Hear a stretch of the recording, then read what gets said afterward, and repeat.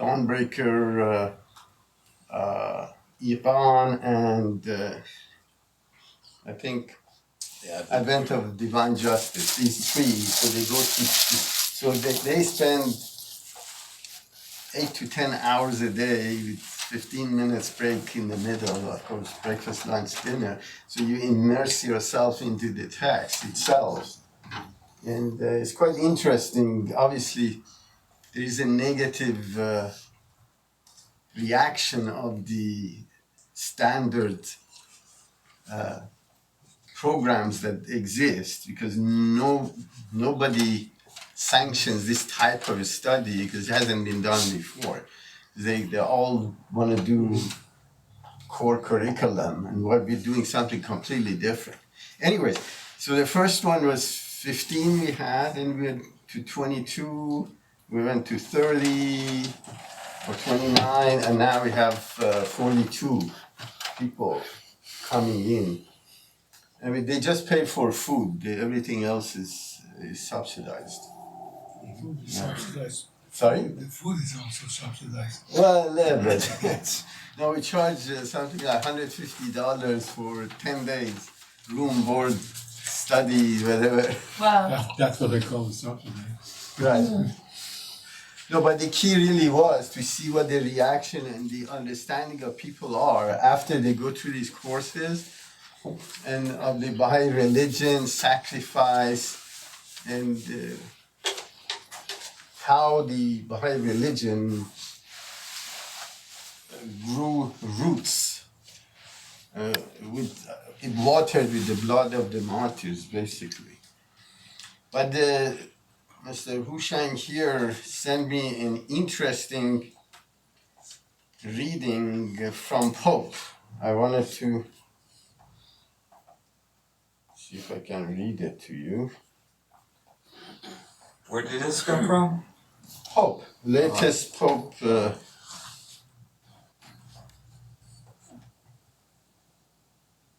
Okay, let me read it to you. It'd be interesting to follow. Oh, it is in Farsi, sorry. Okay, I can just it.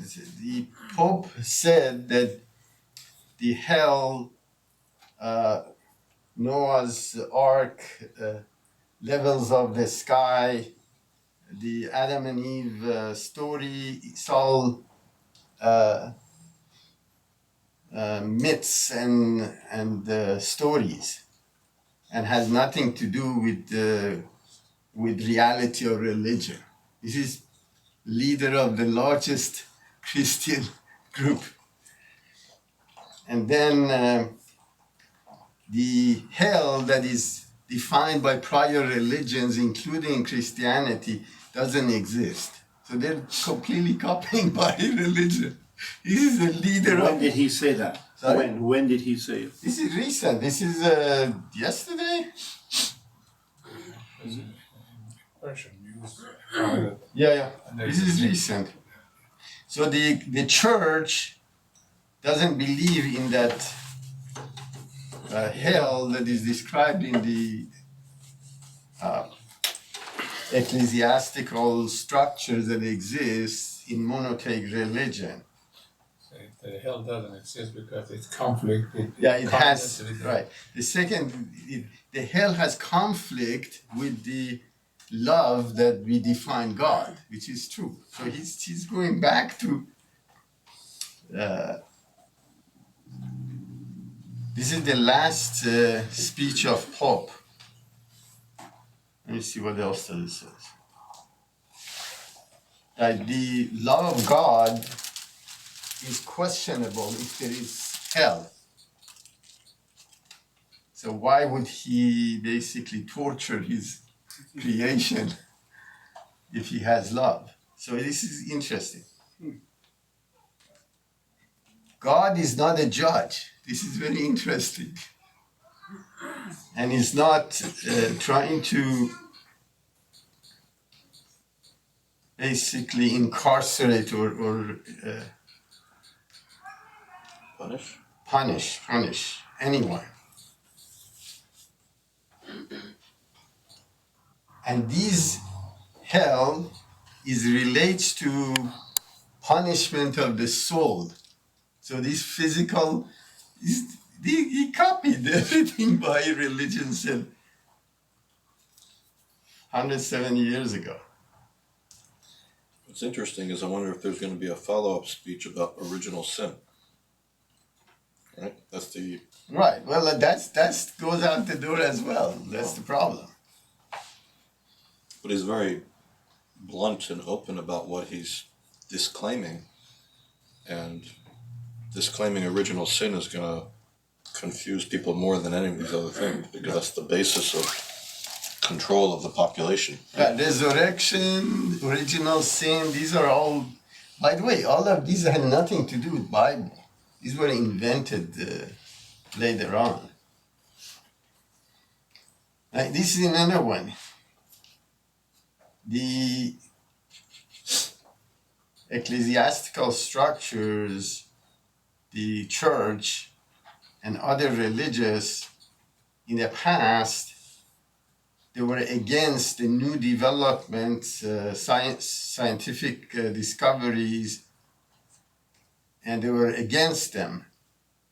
But today, all Europeans and the advanced societies in their schools, universities, they know that Adam and Eve story is just a myth. And the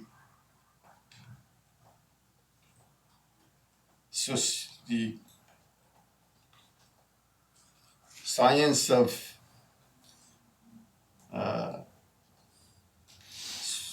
sociology, you cannot reconcile it. So these are, again, this is, and he's saying that we are, us, the ecclesiastical people, are keeping majority of people in the world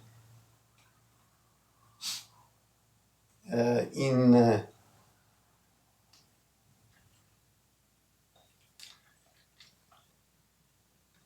what do you call in error, basically. He's admitting that the priest and the They're ecclesiastical misleading people. misleading superstition. Let's take. We're keeping them in superstition and falsehood. Jihad means falsehood and superstition. He's admitting that what the priests are doing. That's why religion shuns the status of priesthood. It's amazing that he's admitting to this. Okay, there's also articles that say the Vatican is refuting or denying that Francis said that hell does not exist. They're saying that he was misquoted. So, yeah. That's interesting. No, but the rest of it is there. It has nothing to do with hell or heaven. No, what he's saying is that hell exists. He doesn't say hell doesn't exist. He said physical hell doesn't exist. Which is true. That's what he said, apparently. Be good to know what the source of that is. Well, somebody translated it out of the... The original source, yeah. Yeah, and we can find out. But this is really interesting. The essence of Well, I this the essence of this article says for millions of years the scientists discovered that the life on the earth, and it has a conflict with what religion says. Yeah, that's true. That's the whole thing. When I was Catholic, the discussion of hell was more along the lines of not a physical hell, but rather you're turning away from God, and your soul is in agony because it knows it's supposed to be with God. Right. But these are not... It's not on Sistine Chapel, you know, the painting. Well, You have devil with horns and fire and so on. Well, these are Renaissance type picture, which majority of actually Christians, especially evangelists, believe in physical hell. But you're right. it doesn't match basically reason. So if you don't have a body, how could you have a physical health if there is no body? Anyway, so it's quite intriguing. Now you see that they're admitting that the ecclesiastical structure is the cause of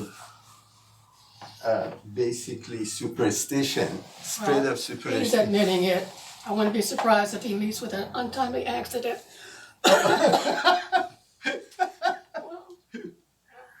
It's a whole political system. He doesn't live in the US, so he's okay.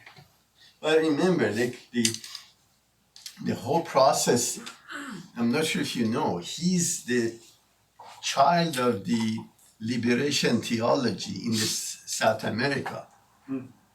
These are the guys, of course, doesn't mean Baha'i religion doesn't get infected with this kind of ideology either. So you have to go back to the text all the time, because that's the source of truth, is what you read.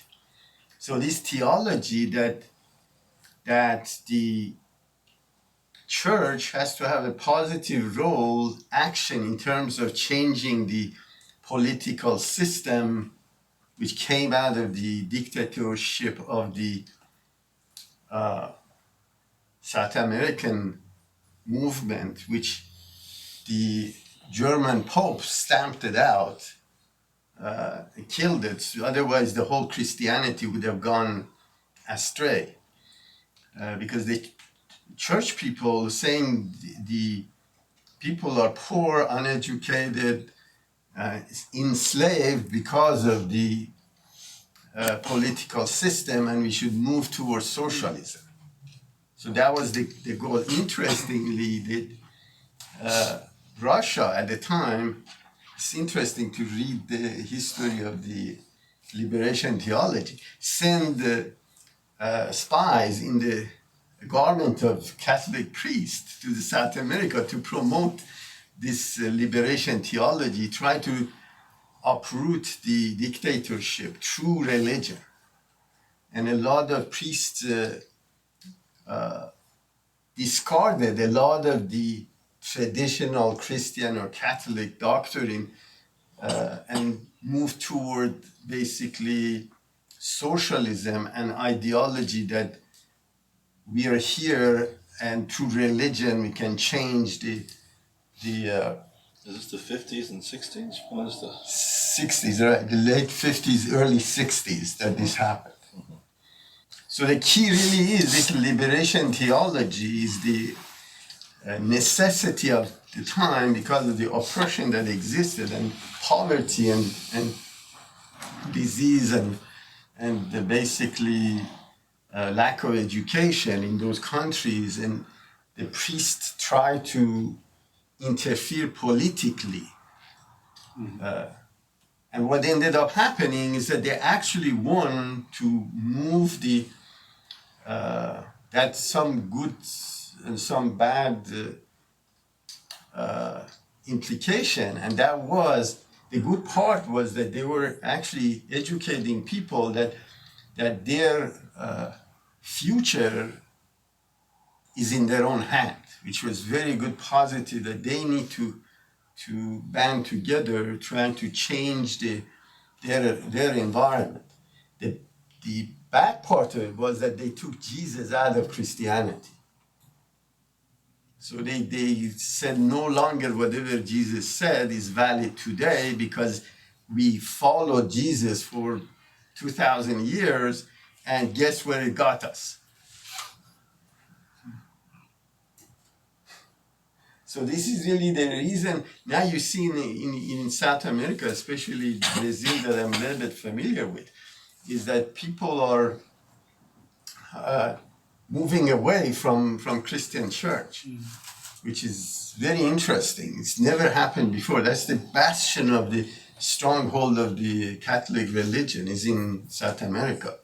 And people are moving away. They become Mormons, they become other religions because those guys are promoting liberation theology also.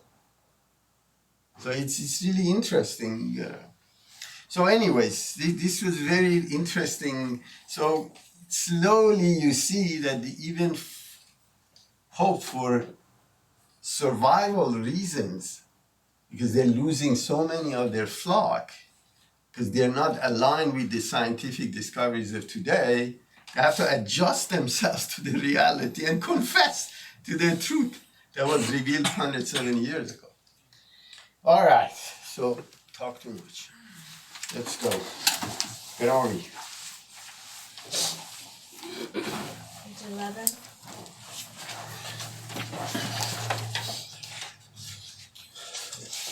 Who wants to read? Oh, by the way, something I should mention this morning, which was interesting, which runs into the same discussion we had, was the scientific method, which Abdul Baha mentioned during Paris talks. What the compilation this morning was, which is really quite interesting in terms of humanity is moving toward basically observable claim and outcome based on scientific methods. So you can no longer propose something which doesn't match the scientific discoveries. And that's why majority of people are moving away from religion, because whatever is taught based on the clergy doesn't match reality of known sciences.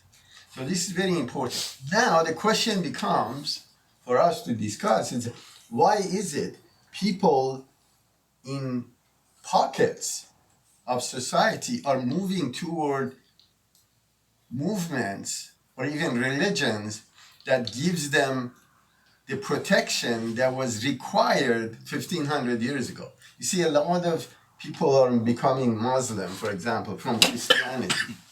Why is it that people put, let's say, hijab, for example? Why are they moving toward the methodology or way of life that is, everybody knows is obsolete? What makes them to move toward that? Or Christians that become basically evangelists, or they go do literal interpretation of Bible, or people like let's say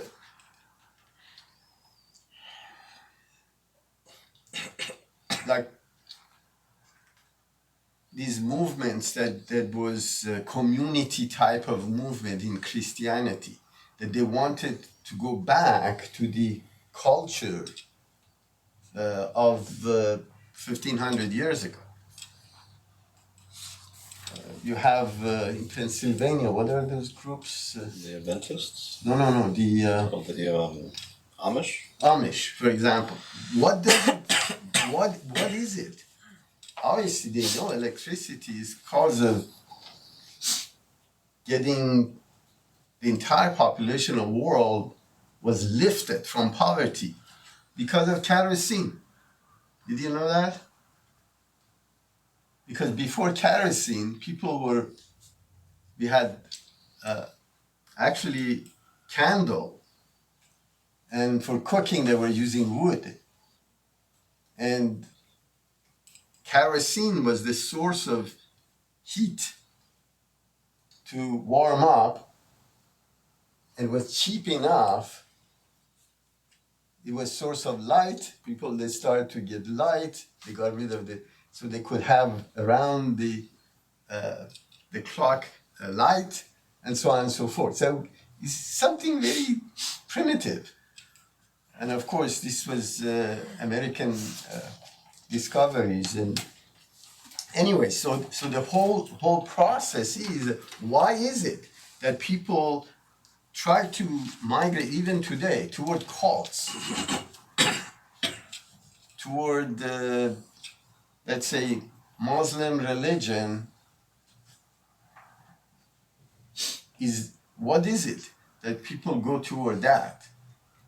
Obviously, there's a vacuum, right? So that means that the secular society that separated itself from the basic spiritual aspects of the human being, like secularism, which is a religion by itself, creates vacuums.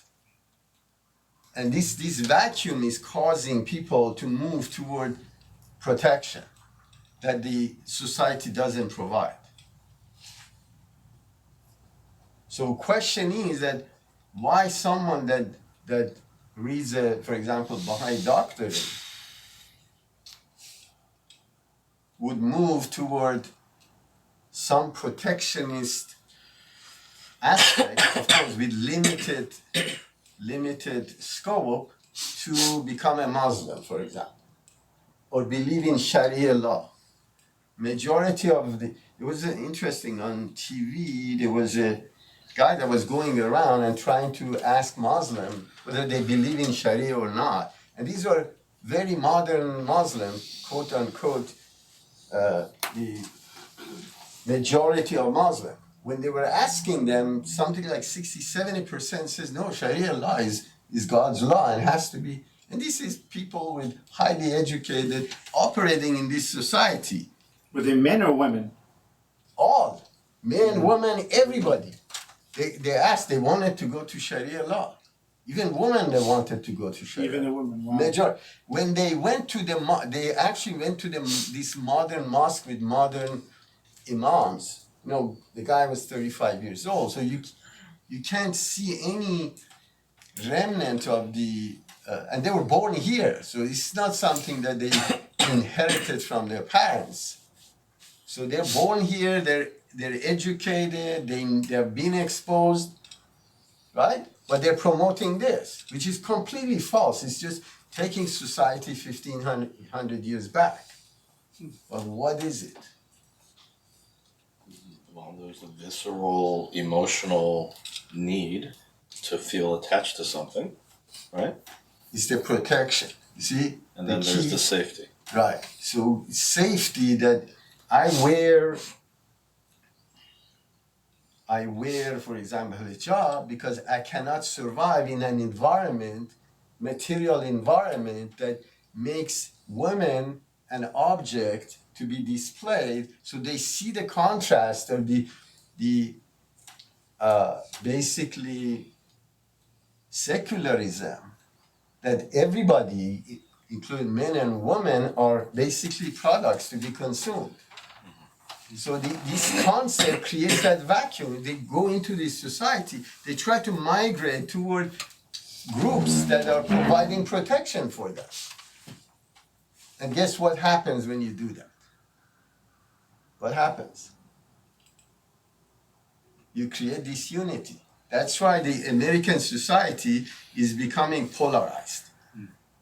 No, blacks should go together because this it gives them protection against this model of the secularism. Versus what Baha'i religion promotes, opposite of that. It says, there is no color. There is no color. You judge based on who you are and what ideology you have. But this ideology doesn't give any protection. Nobody comes and hands you money. And so you see, this is really the contrast. When you create a vacuum in any society, people migrate toward people that have the same problem. And when they do, they round up the wagons to create protection for themselves. And guess what happens at the end? You have segregated societies. And we're moving toward that. There's three Which Middle is Eastern, very, very dangerous. sorry, there's 3 Middle Eastern countries that just banned the hijab. Morocco is one of them, in Africa, which is interesting. They banned it. They actually can't wear hijab. Women can't wear hijab. I think it's Tajikistan or No, Kazakhstan. it's African. No, I know, but they banned Muslim names. You Yes. cannot, Yes. you cannot name your children. They're so scared of Islam Yeah, that's that you cannot name Muhammad your child. They won't register. Call him Mo. Just last week, from Parliament, they had something that if you have a new baby and if you name it a Muslim name, they give you Some money? Yeah. Oh, really? Some money. Yeah, because they see the people are shunning Islam in Iran. That's the problem. That they see that they destroyed the base of Islam in Iran completely. I think last census they did, 7-8 years ago, 70% of Persians said they have no religion. It's very interesting. Anyways, let's go back to this. But these are really key elements. When you see reality always prevails. Reality always, the science is always prevails. And people have to adjust to reality, not change the reality in their mind. And reality is not relative. And this is very hard for politicians to understand this. So left has their own realities, right has their own realities. Everybody is fighting and trying to bring arguments to prove that they're right and the other guy is wrong. But there's only one reality. All right. I have to add something to that article I sent you about the Pope. It's not his speech. It's based on a private interview with some news agency in Italy, and they mistranslated. They said, also, church never thought about hell, being fire or that kind of hell. So it's almost the same thing, but they're just covering up the Vatican. So the Pope never said it? No, not a speech. He said he had a private interview. It's an interview that they did, they published it, but it's the same. The question. Vatican also doesn't deny that. It said, we never thought hell as, being like, The physical. She was physical, mentioned, yeah. She was saying, you mentioned that this progressive, probably It's not his speech, that's what I was. Catholics didn't believe in physical hell either. But this is very interesting. Anyway, so let's read on.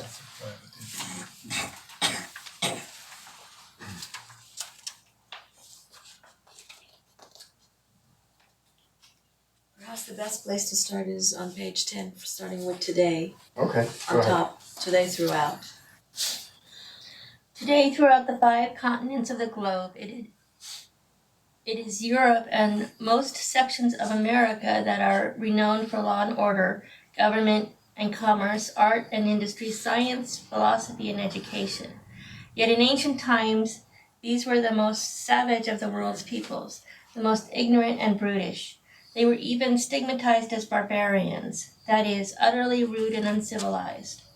Further, from the 5th century after Christ until the 15th, that period defined as the Middle Ages, such terrible struggles and fierce upheavals, such ruthless encounters and horrifying acts were the rule among the peoples of Europe, that the Europeans rightly describe those centuries as the Dark Ages. The basis of Europe's progress and civilization was actually laid in the 15th century of the Christian era, and from that time on, all her present evident culture has been under the stimulus of great minds, and as a result of the expansion of the frontiers of knowledge and the exertion of energetic and ambitious efforts in the process of development.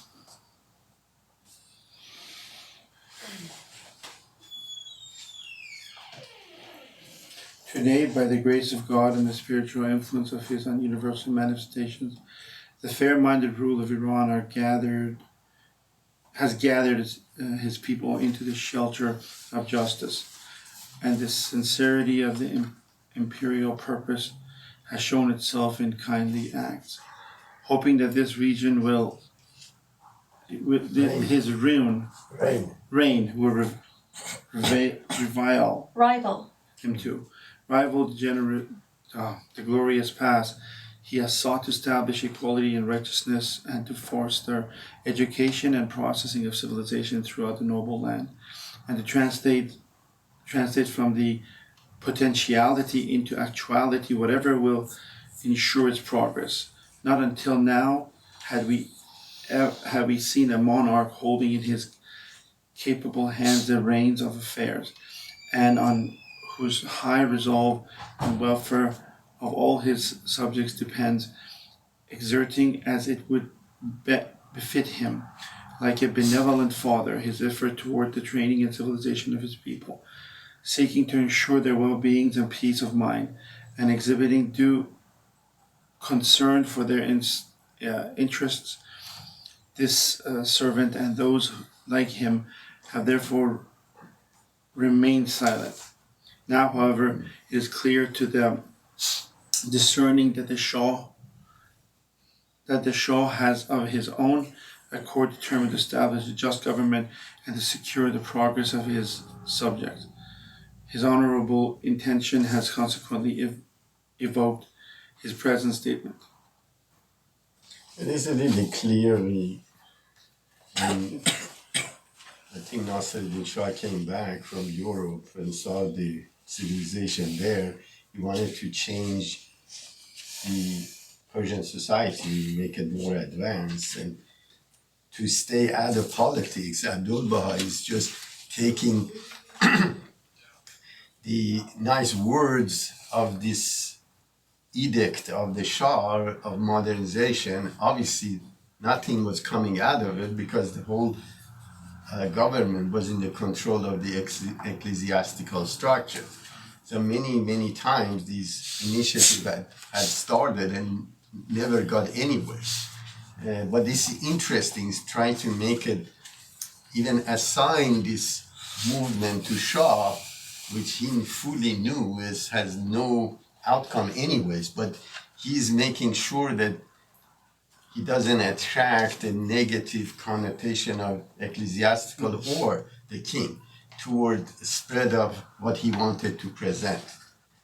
So this is called wisdom, which most probably I don't have. So let's read on.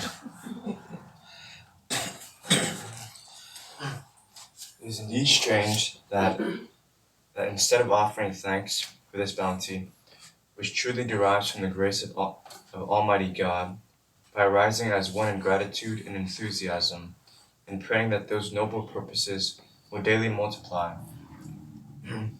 Some, on the contrary, whose reason has been corrupted by personal motives, and the clarity of whose perception has been clouded by self-interest and conceit, whose energies are devoted to the service of their passions, whose sense of pride is perverted to the love of leadership, have raised the standard of opposition and waxed loud in their complaints.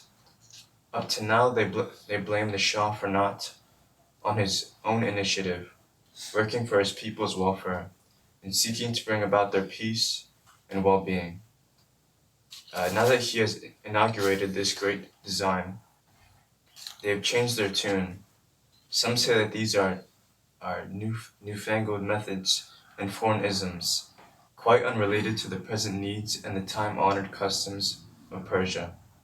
Others have rallied the helpless masses, who know nothing of religion or its laws and basic principles, and therefore have no power of discrimination, and tell them that these modern methods are the practices of heathen peoples, and are contrary to the venerated canons of true faith. And they add the saying, "He who imitates a people is one of them." One group insists that such reforms should go forward with great deliberation, step by step, haste being inadmissible.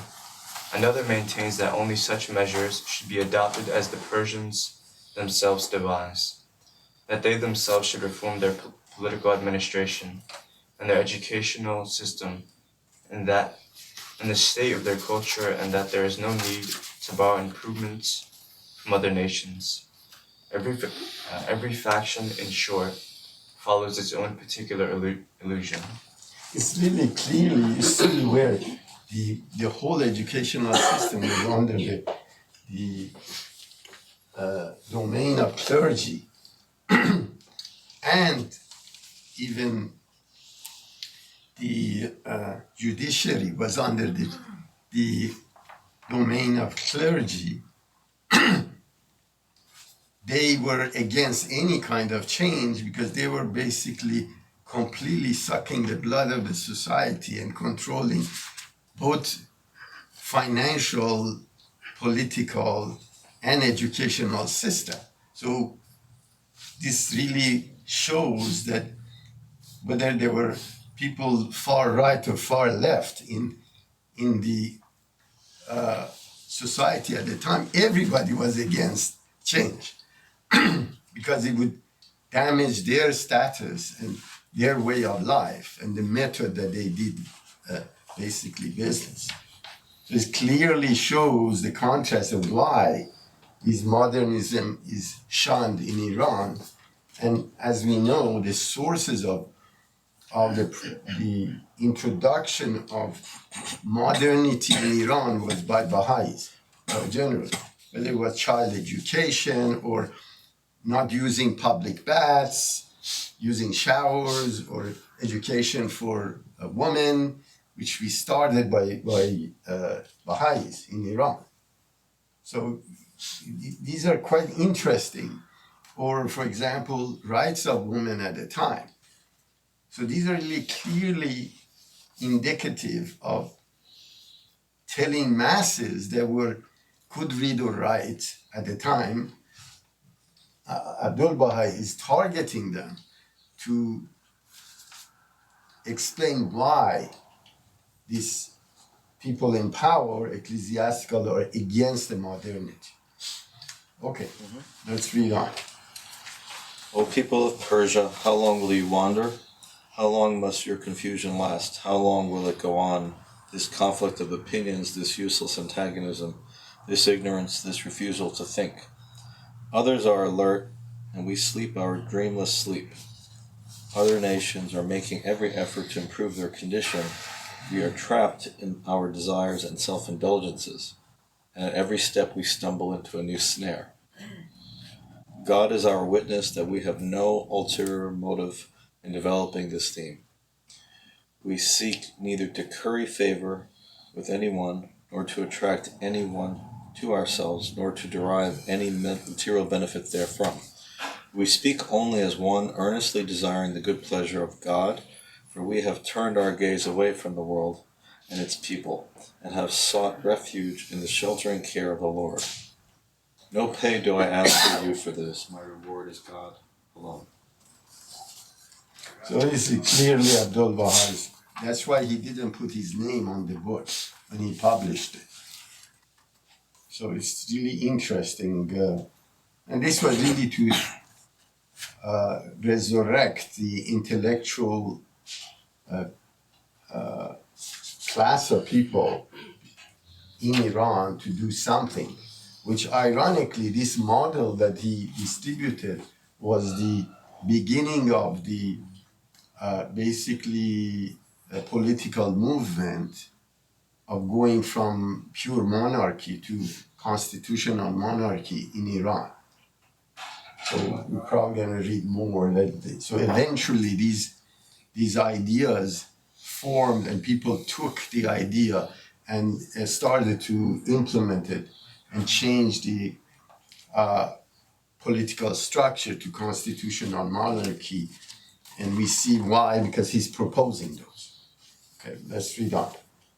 Those who maintain that these modern concepts apply only to other countries and are irrelevant to Iran, that they do not satisfy her requirements or suit her way of life, disregard the fact that other nations were once as we are now.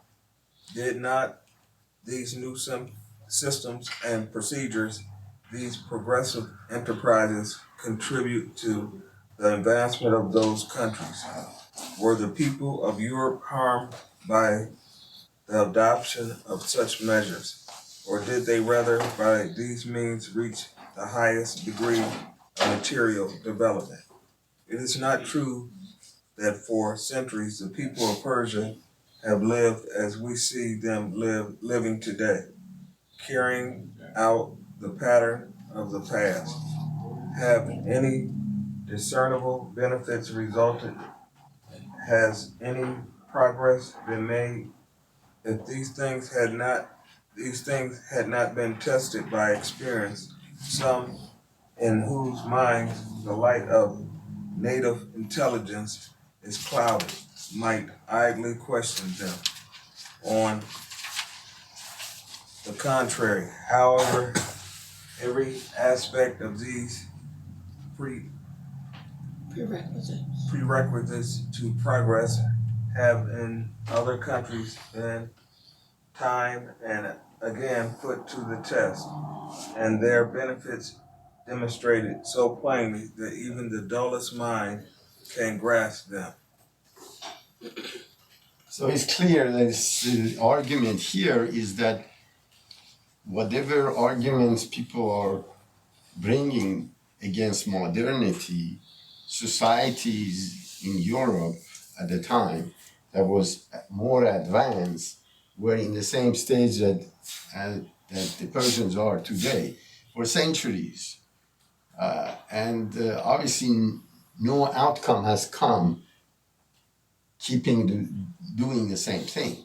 So if they could move away from their prejudices, their way of life, and change their society for the better, why can't we do the same? So these are really clearly showing that change has a positive outcome, which again, majority of people were against generally. So this issue of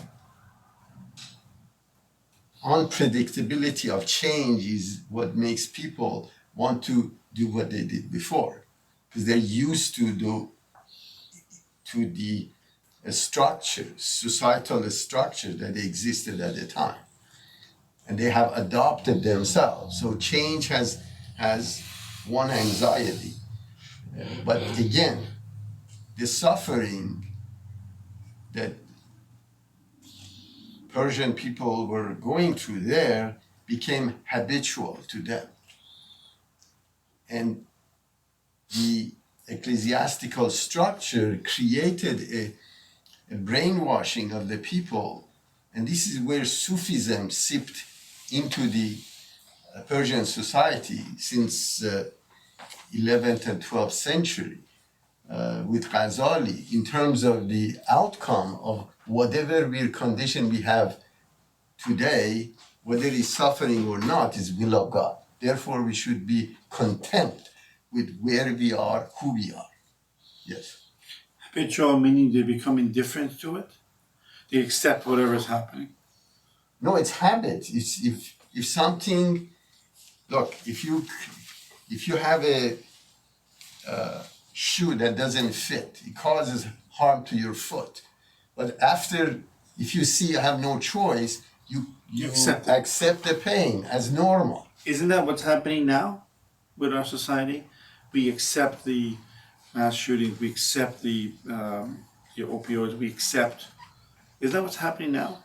No, it's slightly different. These are anomalies. Actually, it's misrepresented in media as an event that is harming in a mass environment the society itself, which is completely false. Actually, there's a black physicist, I forgot his name. Tyson? Yeah, the guy that is astrophysicist. Yeah. Right. He has statistically showed that what we're and this is scientific method of showing that what you look at is an event that has no impact. These mass shootings that he's trying to address. Compared to the other ways people are dying. 20 blacks die, mostly blacks, die in Chicago every weekend. Nobody says anything. I think his timing was off. No, I know, but he wasn't backtracked anyways. But the point is that how corrupt the basically communication and news media is. I think what it's like is like a family member passes away, and at the funeral of your parent, someone comes and says, "Oh, I feel so sorry for you. You know, parents pass away every week.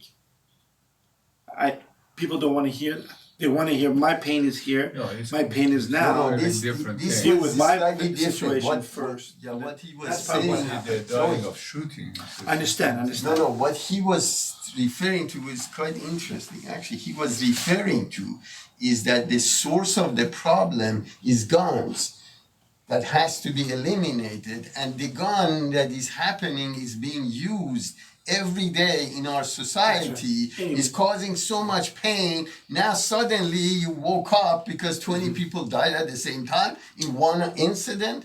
So it's ludicrous.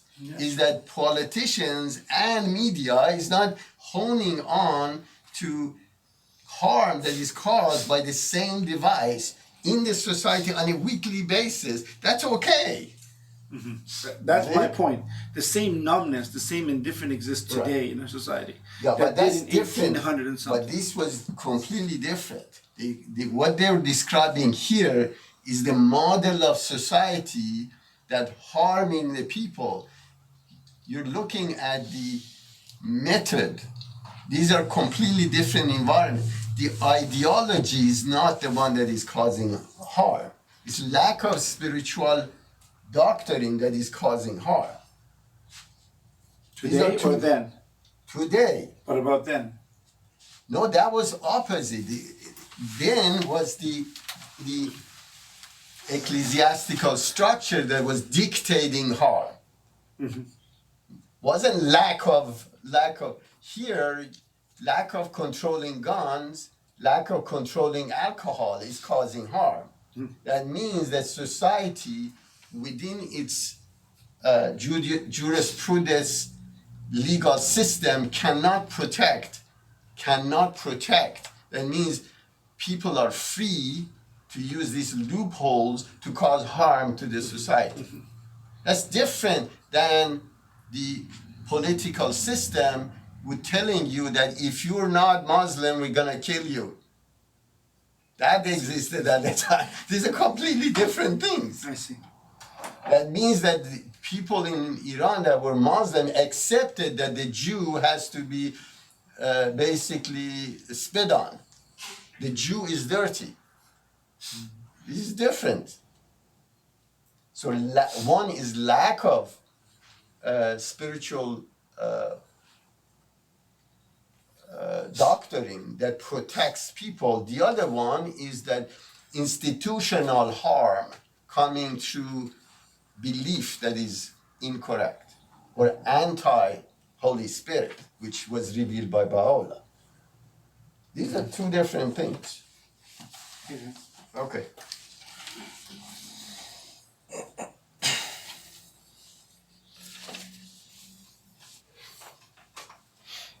Where do we leave off? Where are we? Let us consider. Let us consider this justly and without bias. Let us ask ourselves which one of these basic principles and sound, well-established procedures would fail to satisfy our present needs, or would be incompatible with Persia's best political interests, or injurious to the general welfare of her people. With the extension of education, the development of useful arts and sciences, the promotion of industry and technology be harmful things? For such endeavor lifts the individual within the mass and raises him out of the depths of ignorance to the highest reaches of knowledge and human excellence. With the setting up of just legislation, in accord with the divine laws, which guarantee the happiness of society and protect the rights of all mankind, and are an impregnable proof against assault.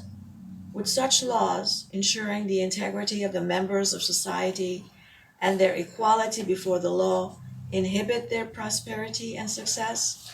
Yeah, this is very interesting. This refers to this issue regarding with downfall of Muslim religion from Ghazali on, which was 12th century, which was saying that any laws that we need to propagate or adhere to is in Quran or Hadith. So therefore we don't need anything else. Now Abdul Baha is refuting that process in this particular sentence. So it really clearly shows that you can't freeze your brain and never progress. You're outcome-based society that improves itself. Okay, please go on. Or if by using one's perceptive faculties, one can draw analogies from present circumstances and the conclusions arrived at by collective experience, and can envisage as coming realities situations now only potential. Would it be unreasonable to take such present measures as would guarantee our future security?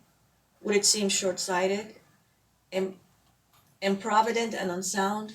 Would it constitute a deviation from what is right and proper if we were to strengthen our relationships with neighboring countries, enter into binding treaties with the great powers, foster friendly connections with well-disposed governments, look to the expansion of trade with the nations of East and West, develop our natural resources and increase the wealth of our people?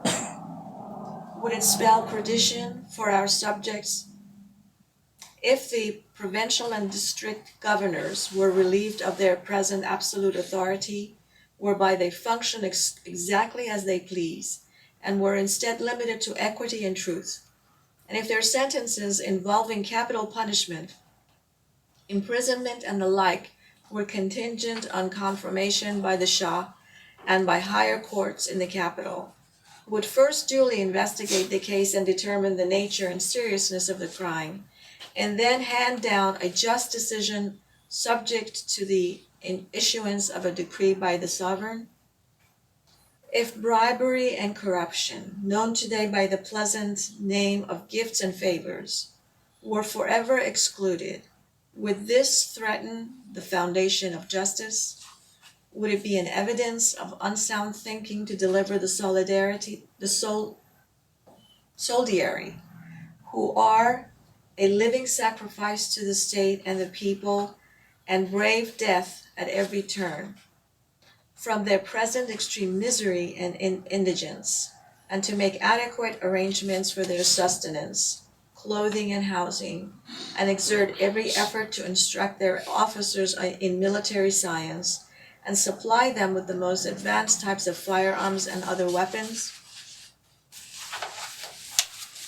So clearly, he is identifying all the problems that existed in the society and the culture of the Muslim religion and Shiite religion, not the whole Muslim, in that country, and malady that it was caused by exercising those, because as you know, the governors of different territories within Iran was handed down by the Shah. Either there were rich people that bought those basically positions, or they were a descendant of the king himself and the princess. So it was completely corrupted system, and because of lack of control of central government, these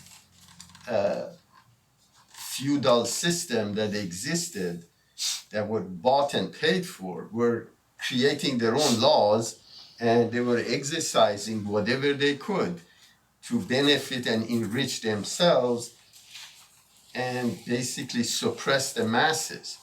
So the whole issue of variability in terms of jurisprudence or law that existed on the land was completely obliterated by class of clergy in combination with those rich people or basically princes that were in power. And they were in cahoots with the clergy and ecclesiastical system at the time to enslave people. So there was really no justice. Whoever had more money would be prevailing in the legal system. So it's quite interesting. So they could eliminate their basically rivals, political rivals, through their power that there was no basically court system that you could, if you didn't get the just outcome of your case, could basically go to try to look into that decision, higher court that could reverse it or bring justice. So he's basically pointing to all the problems that existed in his time. So there was no court of appeals with any of these governments? No, the court of appeal, the way it worked was that if you lost and you were a rich person, if you lost in a case, you would go on to a higher ayatollah, pay him more money, and the higher ayatollah would reverse the lower ayatollah's court. So whoever had more money, could bribe more, would get justice or get his case. So there was no law, basically. You could buy justice. So that's where the favors and things come into play. So he's saying, first of all, the courts and the law should be dictated by the non-religious secular government. That's right. And it should be without bribery. Not only that, he's saying that in the case of capital punishment, only the highest court of king is allowed to say whether a person should die or not. Because they were eliminating... the competitors. Right. No, it's there in Baha'i history you hear that a lot of these ecclesiastical structure, they were going and borrowing money from Baha'is, extorting money from them, because they say, well, if you don't give me money, I'm going to take your assets and have the mob kill you. And then once the loan became so large that they couldn't pay, they put the guy in jail or kill him, basically. And there's many of these incidences that is recorded in the history, Baha'i history, that how ecclesiastical structures, they were using their political and basically legal system to eliminate people that they owed money to. So it's really intriguing when corruption is the core. By the way, this hasn't changed. If you go to Iran today, the same process occurs.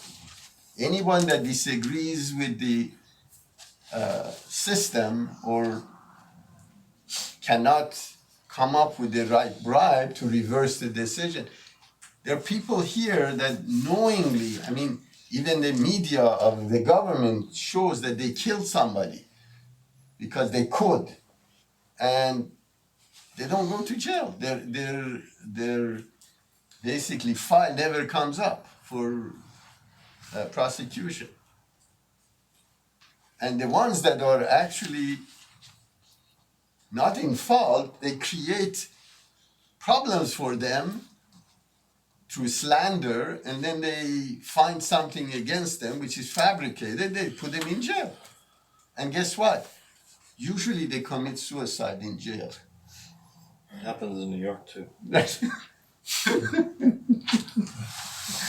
So now you see they're trying to bring society. We have different ecclesiasticals here. They're called wealthy, entitled people. That's right.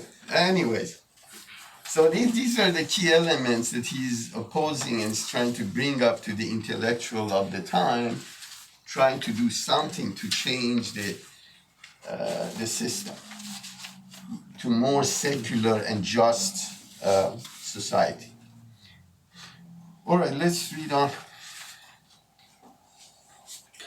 Should anyone object that the above-mentioned reforms have never yet been fully effected, he should consider the matter impartially and know that these deficiencies have resulted from the total absence of unified public opinion and a lack of zeal and resolve and devotion in the country's leaders. It is obvious that not until the people are educated, not until public opinion is rightly focused, not until government officials, even minor ones, are free from even the least remnant of corruption, can be properly administrated. Not until discipline, order, and good government reach the degree where an individual, even if he shall put forth his utmost efforts to do so, will still find himself unable to deviate from so much as a hair's breadth from righteousness. Can the desired reforms be regarded as fully established? Yeah. See, clearly he shows here that for uneducated people that are not involved and are not under the grasp of the ecclesiastical structure and the clergy, nothing would change. When you're looking at maybe 93% of population could not read or write at the time, how can you change the society? So that people in the government, which was mostly ecclesiastical or basically assignee or rich people that bought their position, change that model, take the corruption out, and basically this ideology, nothing would change. Let's read on. Furthermore, any agency whatever, though it be the instrument of mankind's greatest good, is capable of misuse. Its proper use or abuse depends on the varying degrees of enlightenment, capacity, faith, honesty, devotion, and high-mindedness of the leaders of public opinion. The Shah has certainly done his part, and the execution of the proposed beneficial measures is now in the hands of persons functioning in assemblies of consultation. If these individuals prove to be pure and high-minded, if they remain free from the taint of corruption, and the confirmations of God will make them a never-failing source of bounty to mankind, He will cause to issue from their lips and their pens what will bless the people, so that every corner of this noble country of Iran will be illumined with their justice and integrity, and the rays of that light will encompass the whole earth. Neither will this be difficult with God. Yeah, this is very interesting. The question really here goes back to that ecclesiastical structure that was controlling the entire process at the time. And the key relates to how would they get reform the process if the masses believed in the brainwashing that these people are basically pious. They never lie. See, they have no corruption. If you instill in people's brain that because this person is a clergy and close to God and has any status in front of God, is a representative of God, therefore, whatever he says and he does cannot be wrong. So this is really when you get the power, and it was interesting, actually, a lot of people that were involved in the Iranian Revolution of this quote-unquote Islamic democratic movement in Iran truly believed that the clergy and their ideology is pure and they want the good of the people and they're detached from the material gain or self-indulgence in material means. And after the revolution, they would go into their churches and mosques and basically keep on that pious image that they were showing before. And guess what happened? The minute they got the power, they've shown their true colors. And they went back to the same condition that existed during Abdul Baha's time. Same exact thing is repeated. So this is the reason when you go against the Holy Spirit, which says that there is no class of clergy. So if you artificially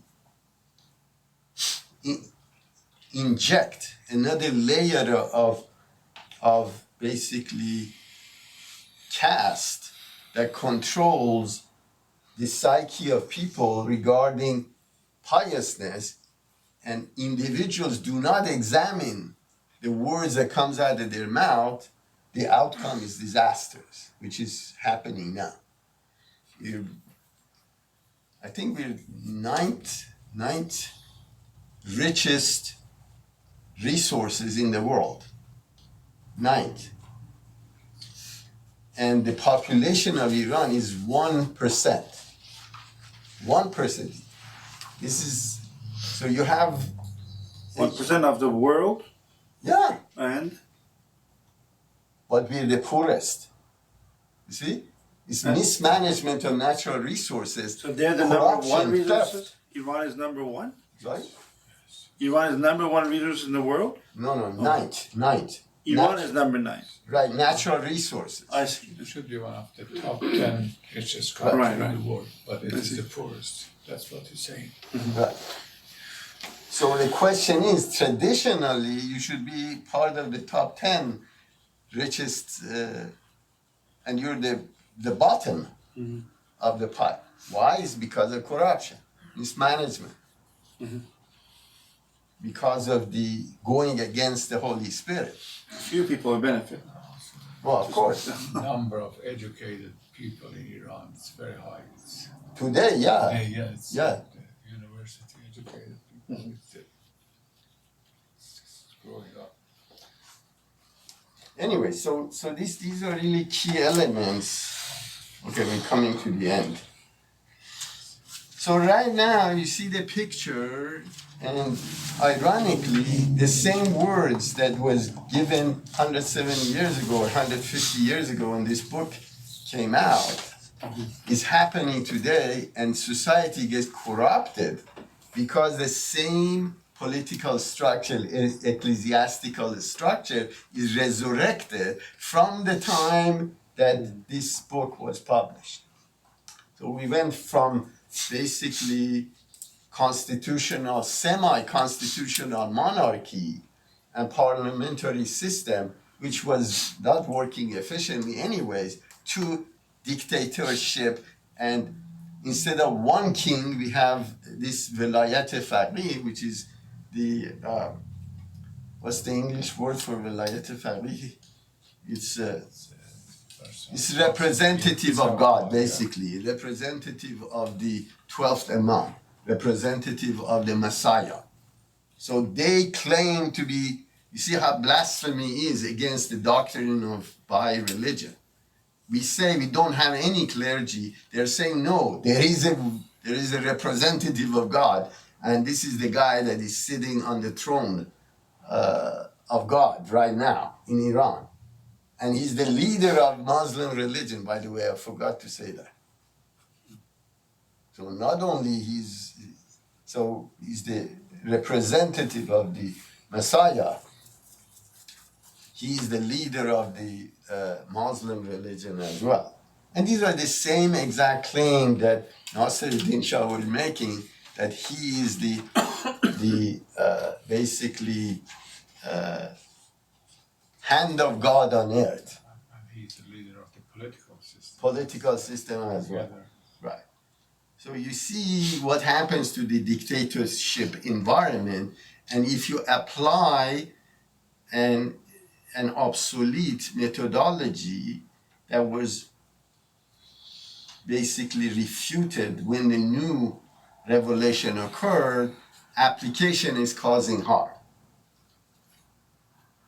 And we see the result of it. So that's why the Baha'i religion is an objective religion which looks at outcome, not philosophy, not socialism, that which is ideology, is practical, which matches scientific discoveries, matches the way economic system works, the way political system works, and it's trying to reform it to make it just and equitable. And we're far away from it, even with the Western culture. And source of it is because, and the reason the Western culture is going towards segregation and basically disunity. And you see that it's because of that spiritual element of the Judeo-Christian base that made this country is slowly eroded and it's being taken out. So you sue people or take them to court because you can financially gain, not because you're in the right. And this is what's wrong with the system, which never occurred before. And all these phenomenon are last 20 years. I remember, even 50s, 1940s, 50s, the news media was independent, completely independent, and they were hitting, whether it was left or right, they were source of discovery of the truth. Of course, within the American political system. And they would maybe falsify behavior of the American government outside. At least internally, they were, now it's completely the tool of the divisiveness within society. They're pegging people against each other. They want all the bald people get together, create a movement because they're discriminated against. All the yellow people should get together, and so on and so forth. So they try to enforce caste system because it's sellable, because they can make profit out of it. And this is really where we are today. And now we see, again, stuff that happened before has repeated in Iran because they moved toward that. And now this relativism, and this is the biggest problem we I fear here today, is that relativism, that Muslim person that is basically pushing his or her agenda is right, and the left person that promotes that because of their political is right, and the right person that has a different political environment is right too. You can't have rights, everybody. So reality is not relative. And people don't understand that. That Islamic Sharia laws do not mix with modern societies. But because of free speech, we allow it to exist. But reverse is not true. If they get the power, they will kill your right. Because that's in their doctrine. And people are asleep. They don't understand it. And this happened in England, for example. They have created ghettos and they created environments which are majority Muslims, neighborhoods, that they given the authority of the jurisprudence to that community. That means that within that community, you're allowed to discriminate against women. You're allowed to have multiple wives. I was appalled when I saw the basic clip that was produced by BBC in London that actually traces Muslim people that have multiple wives and is against British law. But they allow it because they're practicing their religious beliefs. Relativism. See? They're right, we're right, as long as they do it to themselves is okay. It's not okay.